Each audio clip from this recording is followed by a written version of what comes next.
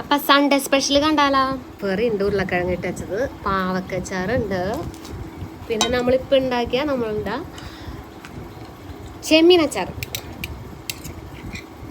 ചെമ്മീനച്ചാറ് ഞാൻ മാർക്ക് ചെയ്ത് വെച്ചേക്കാണ്. എന്താണെന്ന് വെച്ച് കഴിഞ്ഞാൽ തീർന്നത് അറിയാൻ വേണ്ടിയിട്ട്. ഞാനിലേക്ക് പോയി കഴിയുമ്പോൾ ഇവർ മുഴുവനും തട്ടി തീർക്കും. നമുക്ക് കുറച്ച് ഓഫീസിലോട്ട് കൊണ്ടുപോകണം. അപ്പോൾ ചെമ്മീനച്ചാർ ഇട്ട് കഴിഞ്ഞിട്ട് നമ്മൾ കഴിക്കാൻ പോകണം. ടുഡേ സ്പെഷ്യൽസ് നല്ല കുരുമുളകും തേങ്ങാക്കൊത്തൊക്കെ ഇട്ട് വരട്ടിയ നമ്മുടെ നല്ല പതിരിറച്ചി ഉണ്ട് കേട്ടോ.